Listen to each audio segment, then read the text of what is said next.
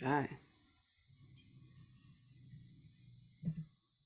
There's all kinds of interesting technological things happening on my end. Sorry, just 1 second.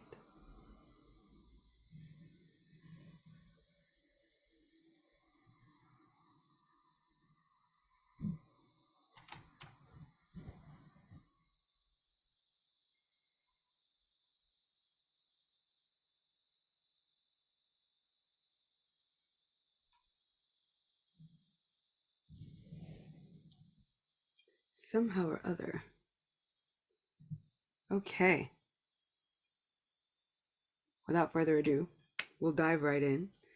Om Ajnanatimirandasya Gyananjana Shalakaya Chakshurunmilitam Yena Tasmai Shri Guruve Namaha Nama Om Vishnu Padaya Krishna Prishtaya Bhutale Shrimate Bhakti Vedanta Swaminiti Namine Namaste Saraswati Deve Gauravani Pracharine Nirvishesha Shunyavadi Paschatya Deshatarine Jaya Shri Krishna Chaitanya Prabhu Nityananda Sri Advaita Gadadhara Shivasadi Gaura Bhakta Vrinda Hare Krishna Krishna Krishna Hare Hare Hare Rama Rama Hare Hare Vancha kalpatarubhyascha kripa sindhubhya cha patitanam pavanebhyo vaishnavebhyo namo namaha. So welcome, and happy Ekadashi to everyone.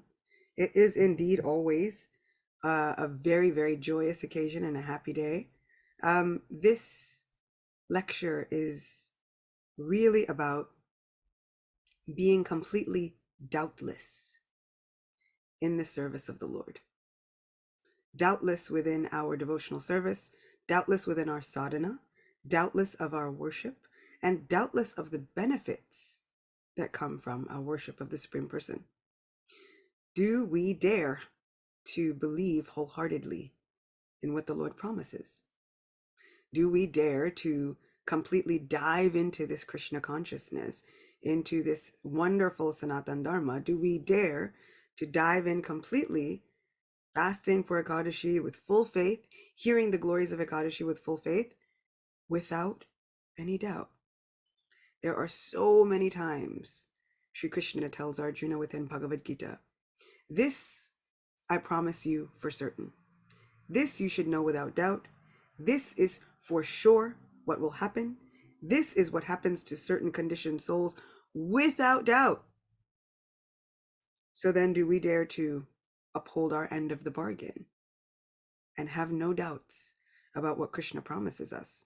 Do we dare to even believe that those are promises for us? Do we read Shastra thinking, this is a promise from my Lord for me? And not just for me, also for everyone else who is reading Shastra? Or do we think, oh, no. This happened for such and such a person in such and such yuga millions of years ago, and it can't possibly apply to you or me or anyone else that we might be speaking to. Sometimes I feel as though we do this as a method of protection. We like to say that we are protecting ourselves and others. Oh no, we can't tell them all of the glories because then that will give people license to do the wrong thing, and then somehow or other simply eradicate all sins by fasting on another Ekadashi, or chanting a prescribed number of rounds, or simply performing this or this sacrifice. Or I know that I have, and others have contacted me saying the same thing. Oh no, we cannot tell them about this because then that will give them license. We are now the guardians. We've become the guardians and the gatekeepers of someone else's mercy. We've become the overseer of someone else's karmic activities, good or bad. What gives us the right? Who made us boss? Are we Yamaraj? Is that our title? Is that our job? No? Well then, Somehow or other, we cannot be the guardians and gatekeepers of someone else's mercy. We cannot be the ones to say, oh, no, no, I won't tell them. I won't give this information. I cannot say that, oh, all of the promises that are revealed to us within the Vedic Shastras, they cannot apply to you. This only applies to so-and-so millions of years ago. What gives us that right? Srila Prabhupada himself did not take that as his mission. In fact, he did the opposite. His mission was to then go and give every single promise, as many promises as he possibly could, to so many fallen living entities, born in so many different places, outside of Bharatvarsh, born outside of the jurisdiction or purview of Krishna's mercy. So it would seem, seemingly outside of the purview of Krishna's mercy. Srila Bhaktivinoda Thakur says within a commentary to Bhagavad Gita that it actually does not matter which geographical location you are born into. It does not matter one's complexion. It does not matter one's body. It does not matter one's ability or disability. It does not matter. Krishna's mercy extends to everyone, without doubt, with firm faith and conviction. So, what does this have to do with Ekadashi? One, of course, we hear so many times that simply hearing the glories of Ekadashi, fasting on Ekadashi simply from grains and beans, can eradicate all sins, give us untold benefits, bless us with millions and millions and millions of beautiful benedictions, the likes of which we've never heard of before. Do we believe that it's so? Do we dare to hope that it is so? That what Krishna promised is absolutely certain? Sometimes I think, I'm not sure. Because what if I get my hopes up? And then what if I'm disappointed? I can only be disappointed if I am attached to my plan. I will never be disappointed once I'm attached to Krishna's plan. And so now let's see, what is Krishna's plan for us on this Sattila Ekadashi? Sattila Ekadashi is so named because it has to do a lot with sesame seeds. So much to do with sesame seeds on this Ekadashi. This tila is sesame seeds.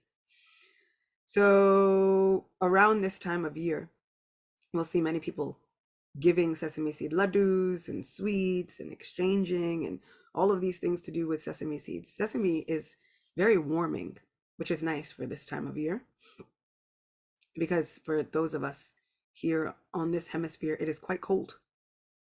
So the warming properties of sesame seeds do help. Let's see. Once, the great Devarishi Narada Muni asked the Supreme Personality of Godhead Sri Krishna about the result one obtains by observing Sattila Ekadashi. Lord Krishna replied, "O best of the twice born, I shall narrate to you an incident I personally witnessed." Now we have, on the authority of Sri Krishna, do we dare to believe in the words of the Supreme Personality of Godhead? Long ago on earth, there lived an old Brahmin lady who worshipped me every day with controlled senses. She faithfully observed many a fast, especially on the days honoring me, Janmashtami, Ramnami, Vaman Dwadasi, Nrsimha Chaturashi, Varaha Dwadasi, Gaur Purnima, etc., and selflessly served me with full devotion. Her austerities made her quite emaciated and weak. She gave charity to brahmanas and to young maidens, kanyas, and even planned to give away her house in charity. Yet, although the spiritually minded woman gave charity to worthy people, oddly, she never offered food to the brahmanas or devas, the demigods. I reflected about that woman and felt she had purified herself by offering me strict devotional worship by fasting on all auspicious occasions. She certainly had become eligible to enter my personal abode, which is a rare achievement. So I came down to this planet to understand her queer behavior. Disguising myself as a follower of Lord Shiva, complete with a garland of skulls draped around my neck and a begging pot, a bhikshapatra, in my hand, I approached her. She said, "O respectful one, please tell me truthfully why you have come here." I replied, "O beautiful one, I have come to beg for some alms." Hearing this, she got angry and threw a lump of mud into my begging pot. O Narada Muni, astonished at her miserliness, at the miserliness of this otherwise magnanimous lady, I wordlessly returned to my personal abode. Imagine making the Lord speechless by our miserliness, something that confuses the Lord himself. Eventually, this austere lady reached the spiritual world without discarding her earthly body. Self-same. So great was her fasting and charity, I transformed the lump of mud she had offered me into a beautiful home for her. However, O Narada, this house was just like the mud, devoid of any edible grains. It had no furniture or ornamentation, and when she entered it, it was only a bare structure. She approached me and said, "I have fasted on so many auspicious occasions, making my body weak and thin. I have worshipped you and prayed to you in so many different ways, for you are truly the master and protector of all the universes. Yet despite all this, there is no food or wealth to be seen in my new home. O Janardhan, please tell me why." I replied, "Please return home. The wives of the demigods will pay you a visit out of curiosity to see the new arrival. Do not open your door until they have described to you the glories of Shattila Ekadashi." The wives of the Devas arrived at her home in due course, as I had foretold, and called out to her, "O beautiful one, we Deva Patnis have come to see you. Please open the door." The lady replied, "O dear ones, if you want me to open the door, please narrate to me the merit of observing the sacred fast of Shattila Ekadashi." One of the wives beautifully narrated the sublime nature of this sacred Ekadashi. And when the Brahmin lady finally opened her door, they saw that she was not a celestial being like a demigoddess, a Gandharvi, an Asuri, or even a Nagapatni. She was just an ordinary human being. The lady observed Shattila Ekadashi, which awards both material enjoyment and liberation at the same time. She finally received the beautiful furnishings and grains she had expected for her spiritual home. Her ordinary material body was transformed into a beautiful, spiritual, Satchidananda form with a fine complexion. By the grace of Shattila Ekadashi, both the lady and her new home in the spiritual world were radiant with gold, silver, jewels, and diamonds. O Narada, a person should not ostentatiously observe Ekadashi out of greed with the hope of attaining wealth dishonestly. He should selflessly donate sesame seeds, clothes, and food according to his capacity, for by doing so, he will achieve good health and exalted spiritual consciousness birth after birth. Ultimately, he will be released from the bonds of this world and granted admittance into the Lord's supreme abode. That is my opinion, O best of the Deva Rishis.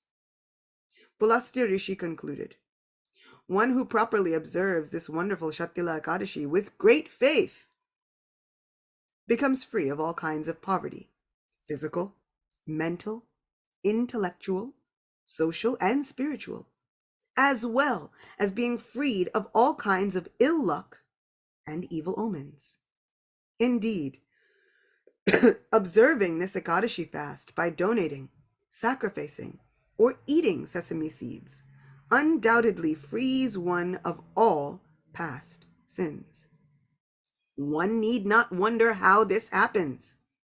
The rare soul who properly performs these acts of charity in the right devotional mood, following the Vedic injunctions, will become free of all sinful reactions and go back home, back to Godhead." So even Krishna says, one who follows these instructions with faith. And I like the part, One need not wonder how this happens. Sometimes we get caught up, instead of following the tenets of devotional service, instead of just giving our hearts to devotional service, we're wondering, but how will Krishna bless us? But how is that possible? You mean to tell me that all of the sins will be eradicated? Even sins that I had no knowledge that I had committed, all of them will be eradicated? How is this possible? Will this be possible in one lifetime? Does it take 2 lifetimes? Will Krishna be able to even eradicate the sins of those who were most abominable? But even if they were most abominable, how would Krishna eradicate their sins? It's like if we were in a college course or in school. I'm a homeschooling parent. And if I were to give an exam, it's like if we were to go to the teacher and just ask, how will we be graded? Well, I mean, will you give partial credit? Well, how does the breakdown of each question, like how many points do I get for this question, and how many points do I get for that question, and how many points do I get for the following question, and if I get partial credit, do I get 2 points or 4 points or 50 points? Like, how is this breaking down in terms of 100? And do I get 100? Is there a chance for extra credit, and then I can get more than 100? And we've spent all the time asking about the grading process rather than studying the material that will help us advance in the exam. One need not wonder how this is possible. We don't need to wonder about how Krishna is going to shower his mercy. We simply need to believe with full faith that he will shower his mercy. That all of this is true. We don't need to burden our minds with how much of it is true, how it's possible, how this will be possible for me and some other person that has been living their life however they've been living it. Sometimes our minds say, wait a minute. But you mean to tell me this will be true for me, who has been following the Vedas since the time I was born, and also for some new person who is just now coming and following the Vedas 15 minutes ago? They get the same benefit? Ah, that's the miserliness of the mind.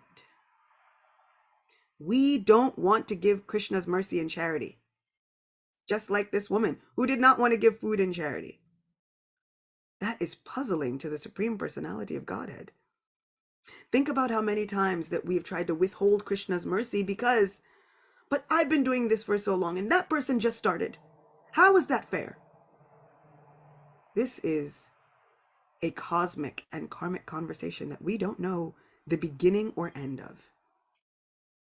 Shri Krishna says within the 15th chapter of Bhagavad Gita that there is a banyan tree. The roots extend upward, the branches extend downward. This tree is this cosmic karmic conversation in the form of a tree. But Krishna also says, it is very difficult. It is nearly impossible to understand this tree. You're going to exhaust yourself trying to understand this tree. Forget trying to understand the karmic conversation. Simply take what I'm telling you to be the absolute truth, that all of the benefits that I am telling you are absolutely available to you. Not that they are probable, possible, they are promised to you by the Supreme Person. So once we start withholding the mercy of the Lord, thinking, this person just started, like, why? Why then do I have to follow all of the rules and regulations for years and years and years? And this person who came 2 weeks ago just heard about the chanting of the holy name. Somehow or other, they get all of these benefits. But we are not taking into account the many, many births we have all taken. Who knows who that person was in a previous birth and where they left off in that previous birth? Instead of withholding the mercy, like this woman was withholding all of the food, because withholding the mercy of Krishna gives us empty blessings.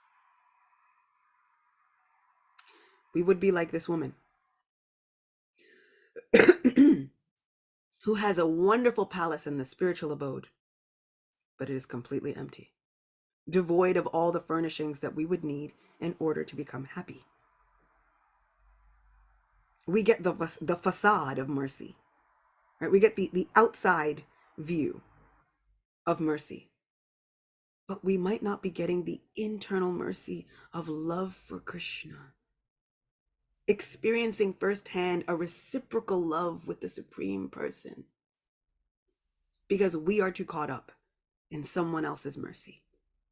We are too caught up with someone else's grade.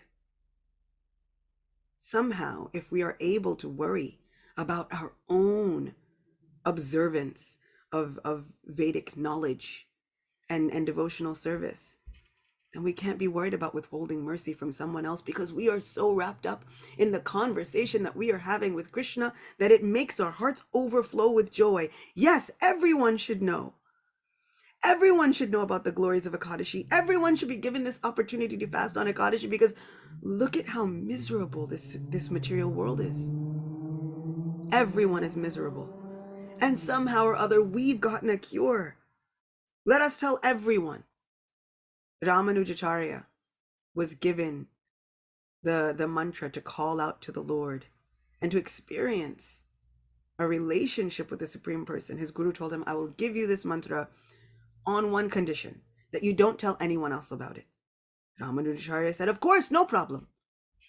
He received the mantra, began chanting the mantra, was experiencing such a beautiful, sublime relationship with the Supreme Lord, and the very next day, he was on the rooftops of the temple yelling out this mantra to everyone, anyone who was passing.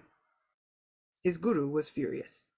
I told you not to tell anyone else. He said, yes, but look at how everyone else is suffering. And somehow I have the means to alleviate that suffering, and I am supposed to do nothing? Let me tell everyone I know, regardless of who they are, regardless of how many austerities they have or have not performed, it does not matter. This was Srila Prabhupada's mood. Sometimes we hear of, and I as a second generation have heard many, many accounts of people who had heard about Krishna 2 weeks ago, and then they're receiving initiation. As a second generation, I have also been plagued by the thoughts that would try to make my heart miserly, thinking, but now I have to follow all of these rules. Now I'm being given all of these injunctions. No, you cannot have initiation until you've done this, and this, and done this for a year, and done this for another year, and done this for this time, and studied this, and studied that, and all of these things. And some people came, and they received Srila Prabhupada's mercy just on the strength of having been there for 2 weeks. Sometimes it can threaten to make the heart bitter, or it can help us to take our spiritual lives so seriously, never taking our initiation for granted, never taking our sacrifices for granted.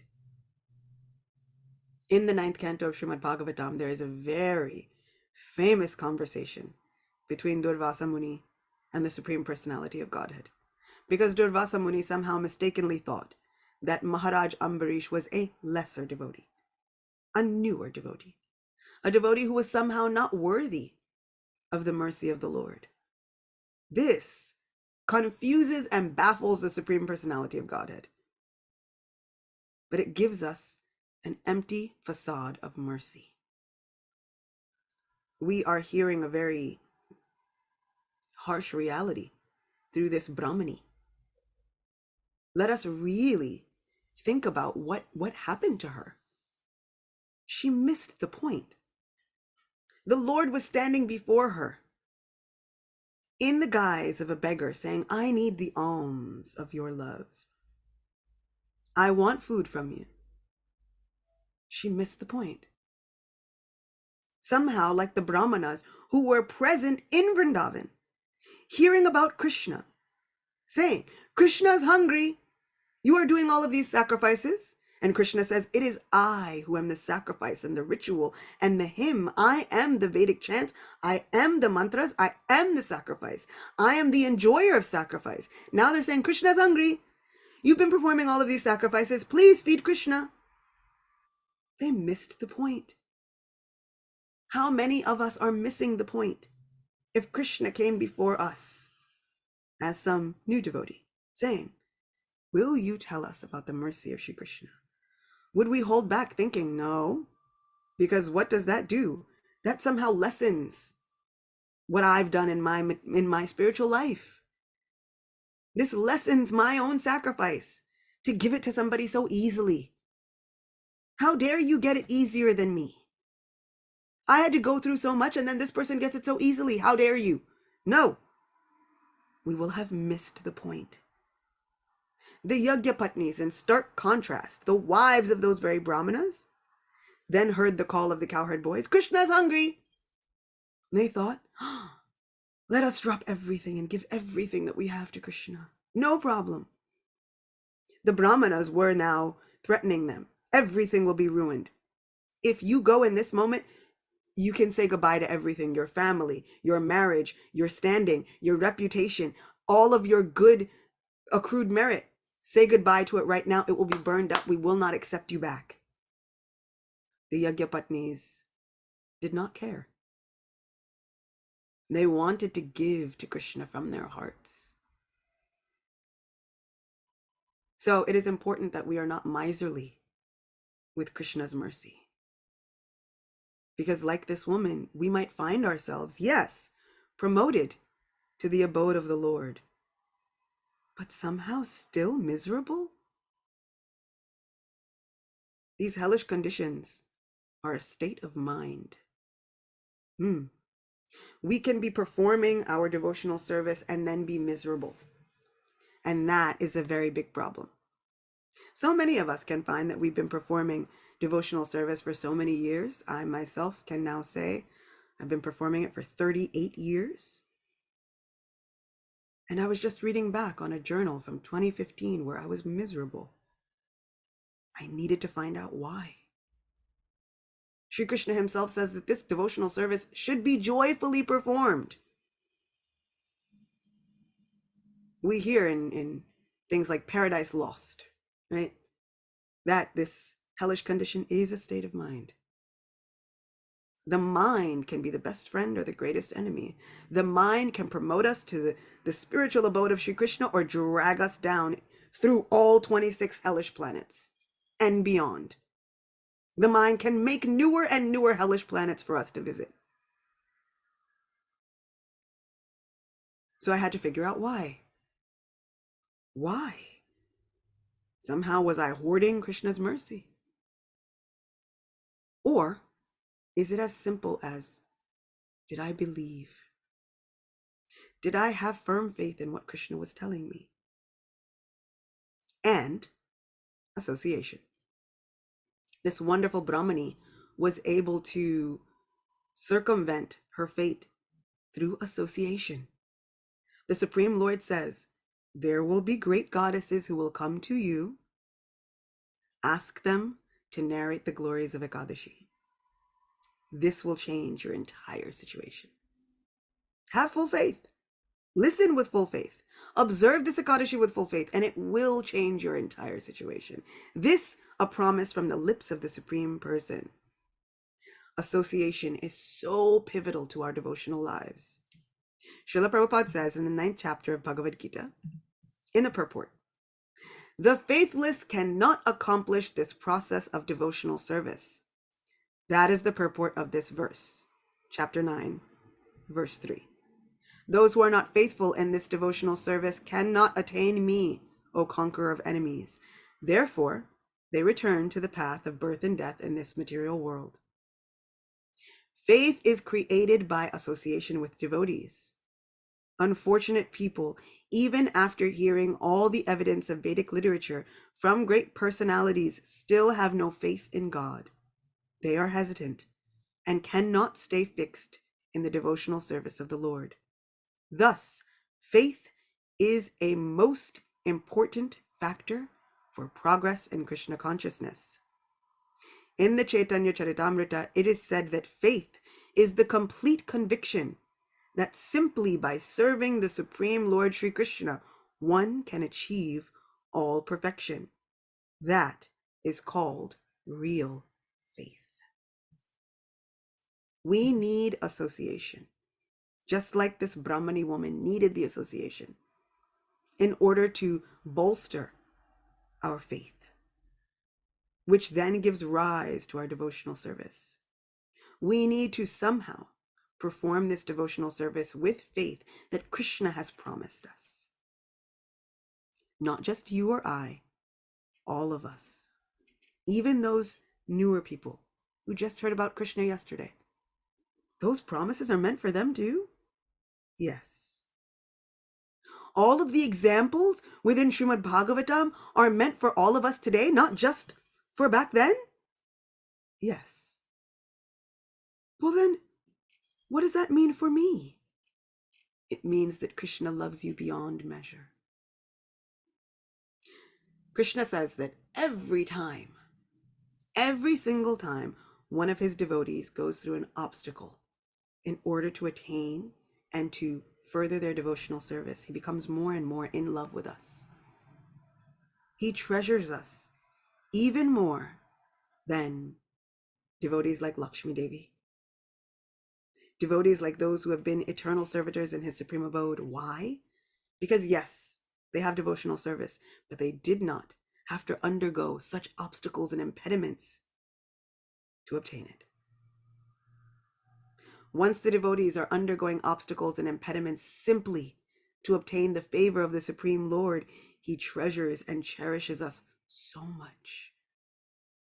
He becomes obsessed with us every time we are undergoing obstacles.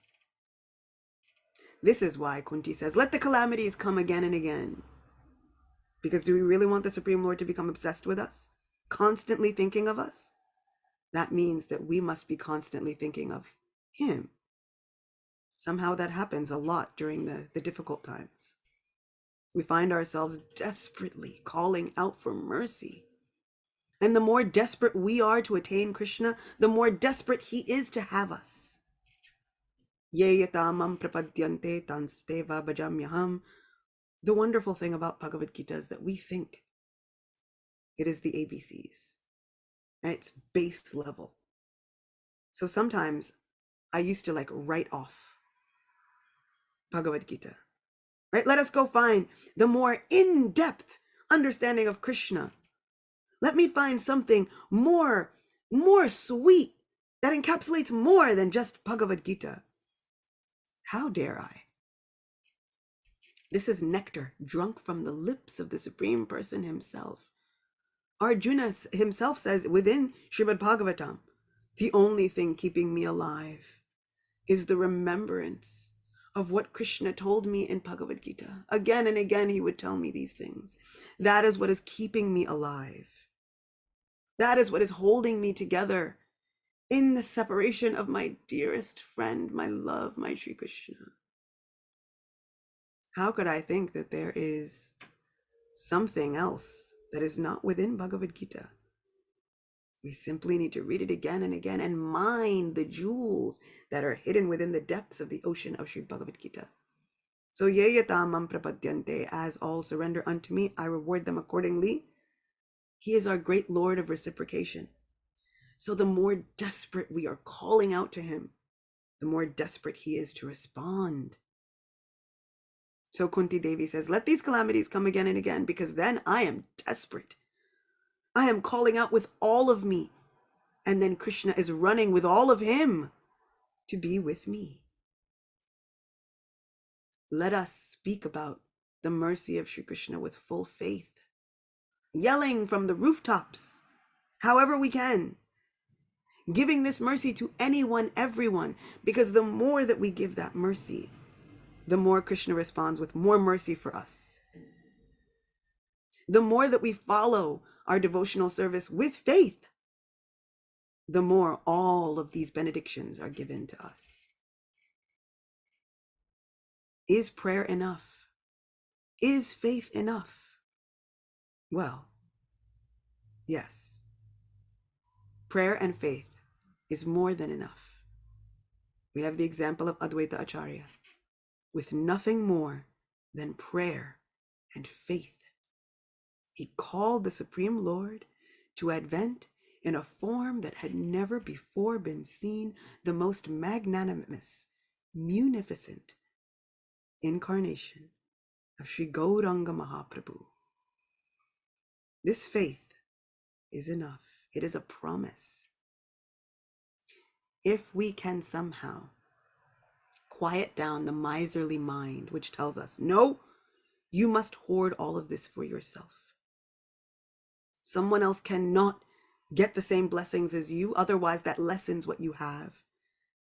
If we can quiet down the miserly mind and give in charity the alms of love, kindness, and compassion,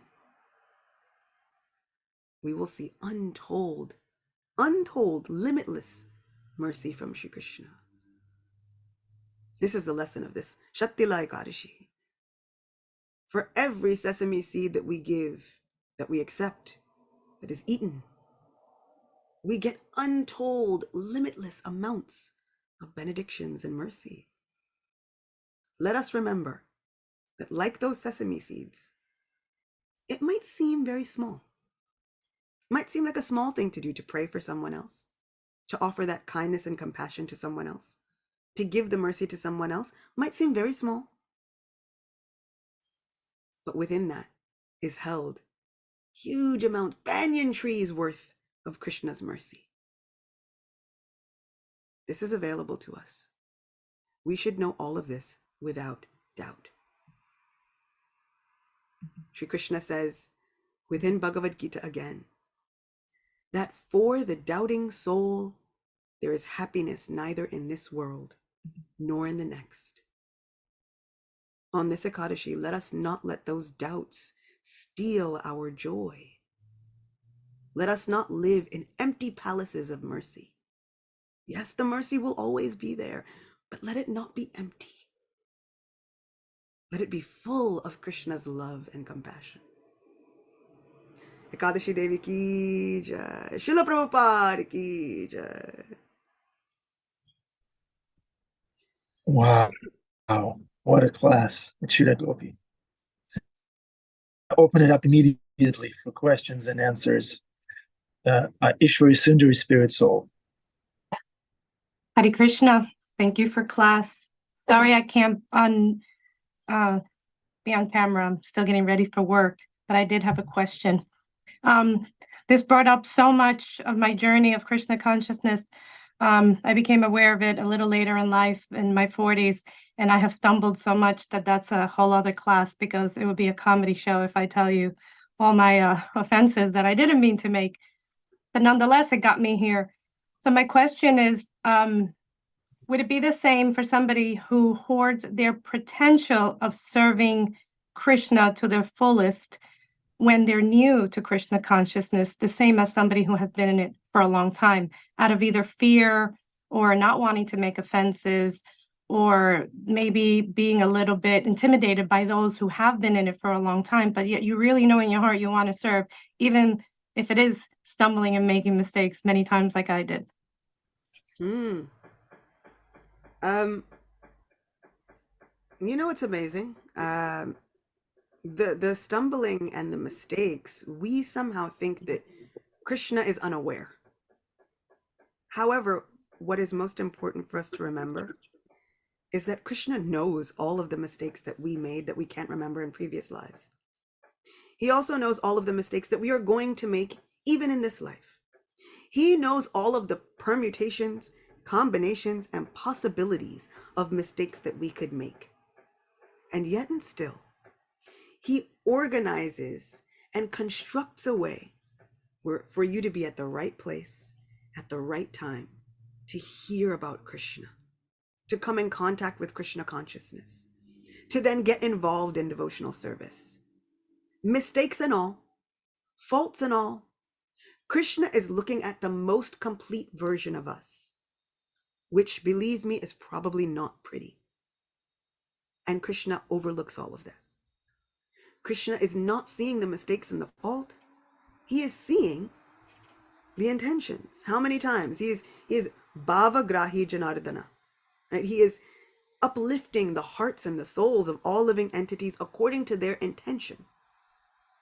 As all surrender unto me, I reward them accordingly.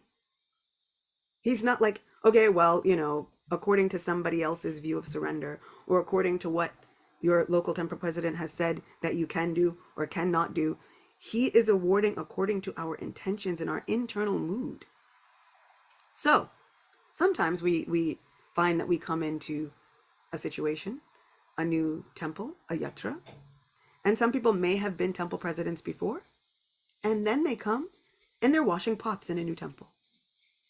However, if that devotee is washing those pots with a view of, this is Radharani's kitchen, and my Srimati Radharani will use these pots to cook for Krishna. The devotees will use these pots to make a wonderful feast for Sri Chaitanya Mahaprabhu, and Mahaprabhu loved that. Advaita Acharya would cook for the devotees. Janava Mata would cook for the devotees. Then she would serve out to the devotees. Then she would clean for all the devotees. Then she would eat. Imagine if we now think, I am following in the footsteps of the very wife of Sri Nityananda Prabhu, the internal Shakti, the wonderful savior of the Gaudiya Vaishnavas. I am following in the footsteps of these great Mahajans just by cleaning pots, making a garland, sweeping the temple. Nrsimha Purana and so many other Puranas state, just by sweeping the temple, do you know that you are constructing your home in the spiritual abode? No service is too small or too great. Faults be damned. The mistakes do not matter. What you've done up until this point has somehow or other, with the mistakes, with all the things, have served to get you here. Somehow, even while getting ready for work, listening to Krishna Katha. How incredible is that? Like, imagine if we didn't make all those mistakes and we didn't do all of those things, then we might not be here yearning to listen to Krishna Katha at 7 a.m. But somehow or other, we are now hungry for it. Our faults and our mistakes have made us hungry for Krishna. Conversely, Krishna is now hungry for us. I hope that helps to soothe and answer a little bit of the question.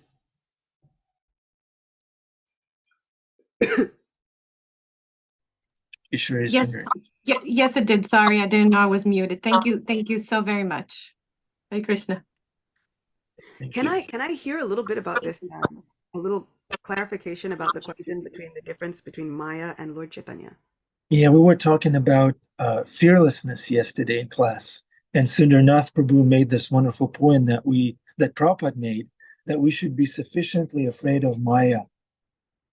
And then we were talking about Lord Chaitanya, and the question is, what's the difference? Is Maya a demigod that we should be fearful of, sufficiently afraid of? Or should we be sufficiently afraid of Lord Chaitanya? How does that work? Maya and Lord Chaitanya. Somehow that's the question. I love this question because this answer lets me tell one of my most favorite stories in the whole wide world. So I'll try and tell it as quickly as humanly possible.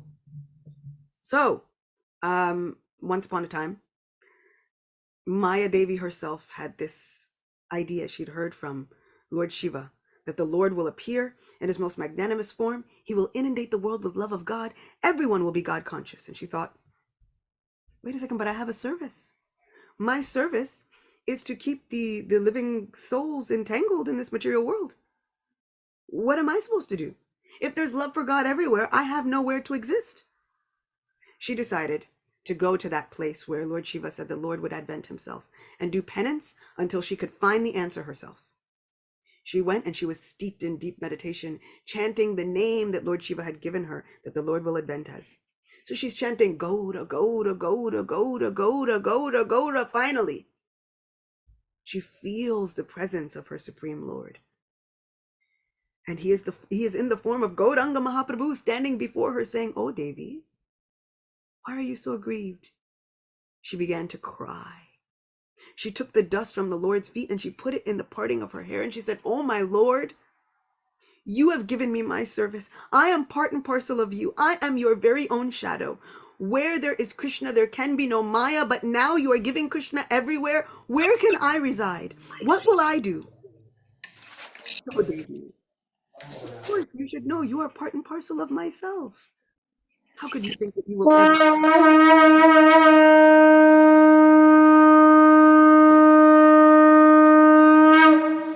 Jai Shri Radha Murlidhara ki.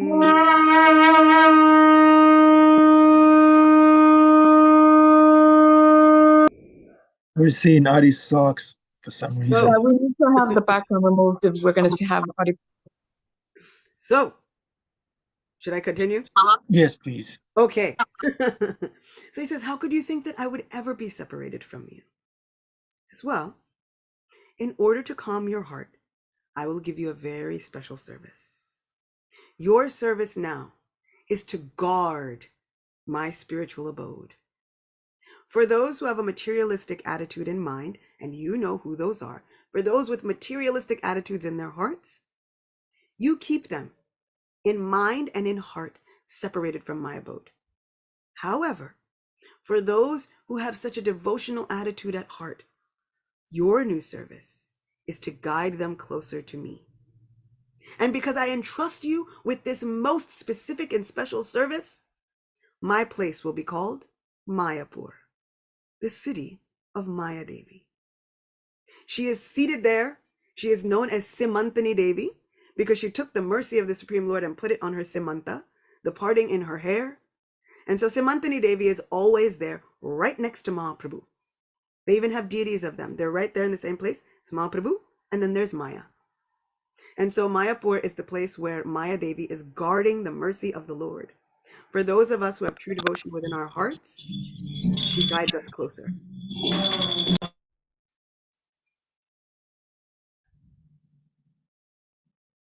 And for those of us who somehow maintain the materialistic attitude, which is to also consider the glories of the holy name and the Vedic scriptures to be imagination, here it goes again with all the having faith.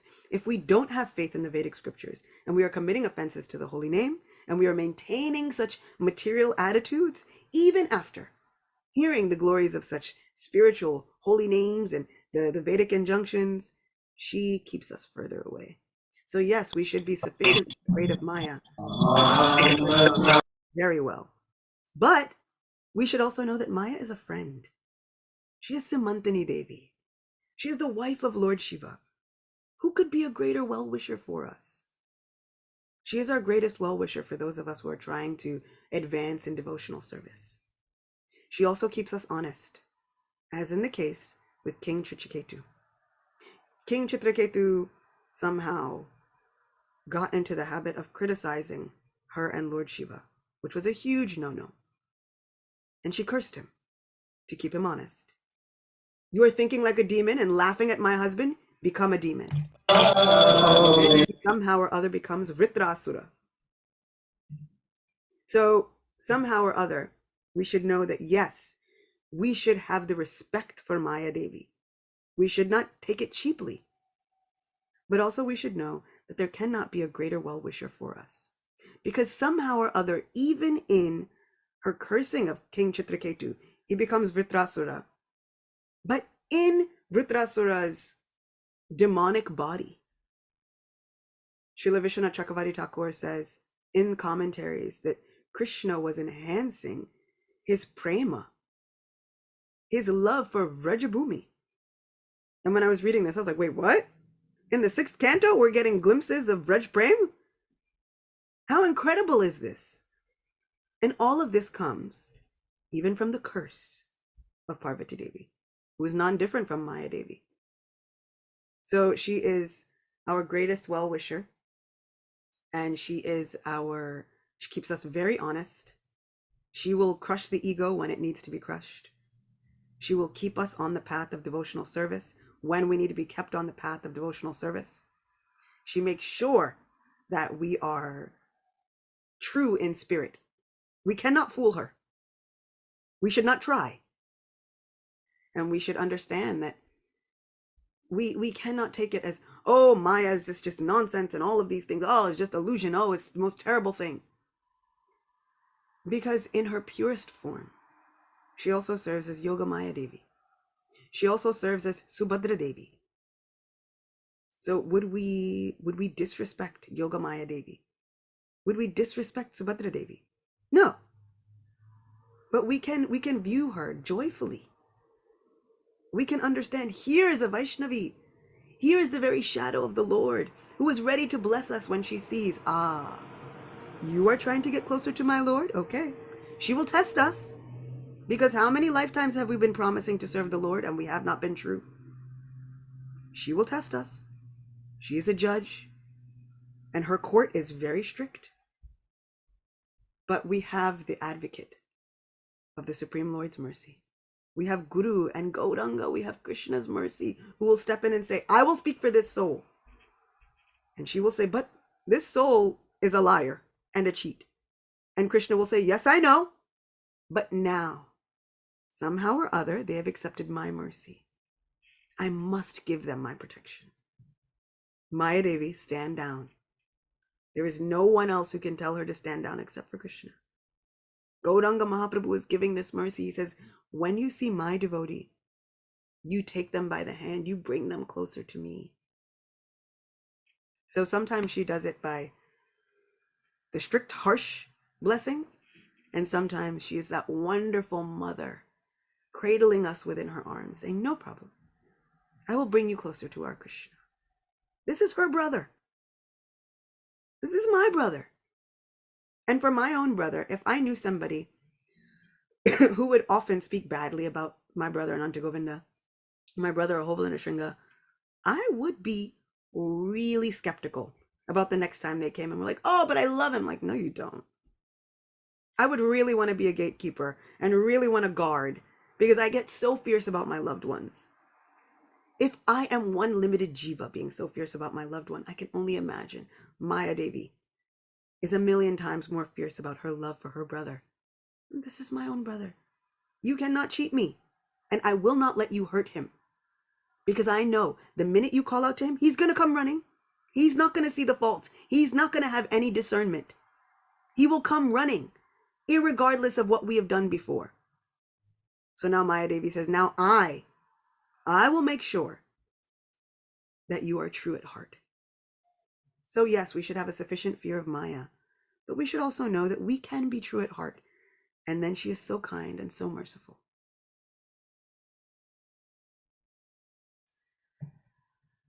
And that's my favorite answer to that question.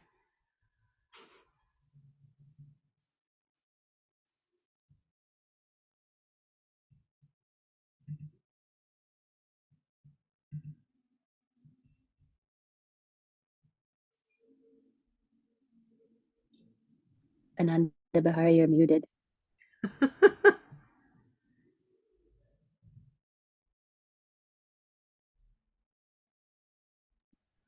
It's been a topsy-turvy Zoom morning. Yeah. Also, am I looking at an ear? Like, shouldn't have A human ear? I know, like, Punya Shavana Kirtan. Perhaps since we didn't get darshan of the deities because Adipurusha Prabhu had the virtual background on, could we have darshan of your deities by any chance, or somebody else's, if possible? Mine are in a completely different room, but you can see Radha Govinda just behind me. There's Radha Govinda there.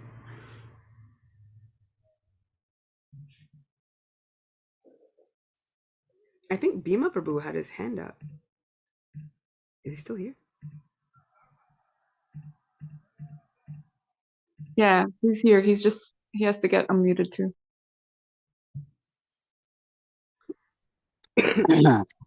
Haribo, actually,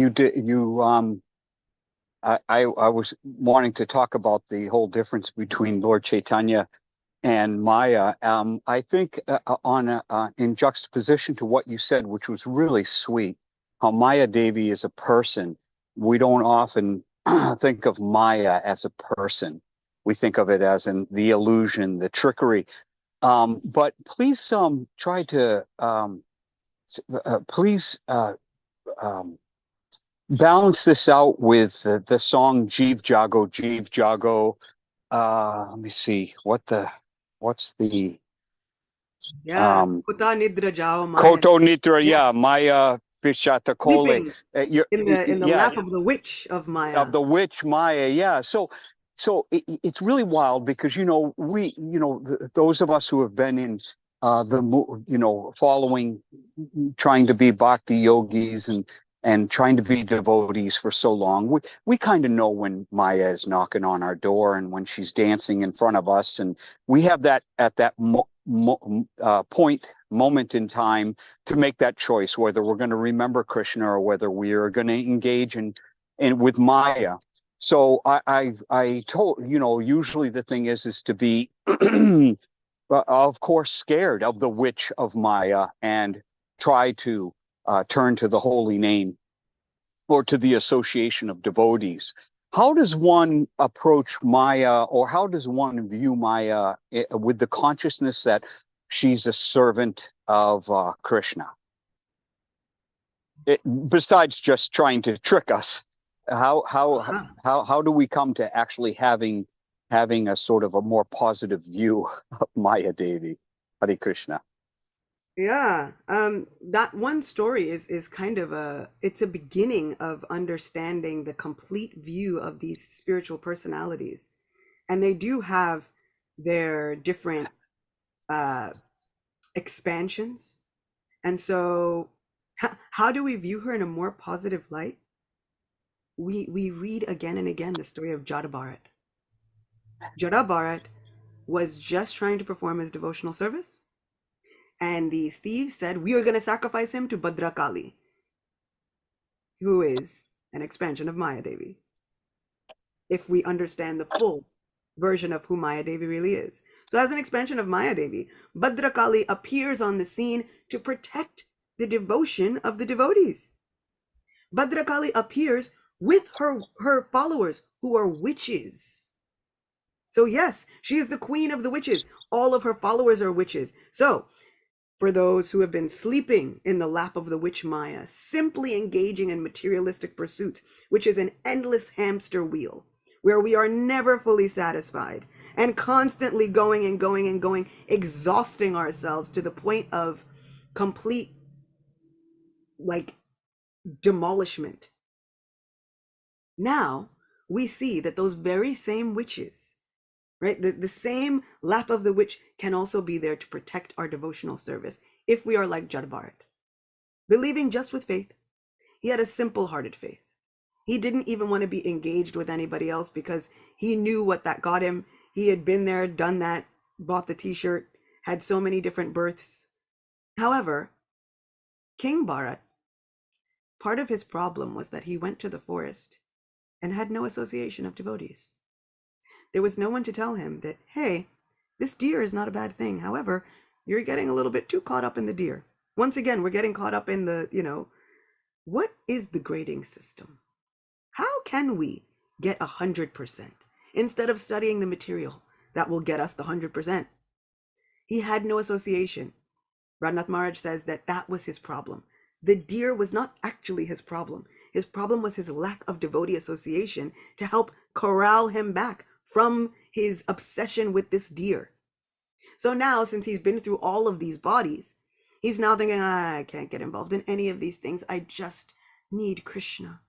Oh, Krishna, I just need you. And when we are saying, oh, Krishna, I just want you, I just need you, then that same pisacha, right? This kota nidra jao maya pisachira kole. Like, wake up from this, from the lap of this witch.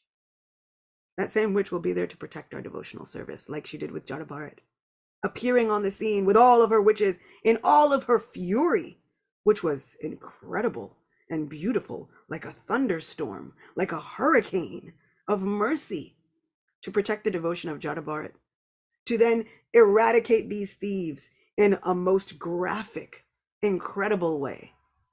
So, when the Lord says devotees have nothing to fear, and O Arjuna, declare it boldly that my devotee is never vanquished, he will back that with all of his potency.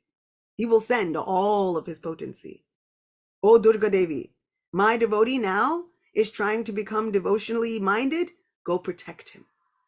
Whereas before there were impediments in the path, now Maya Devi is protecting us.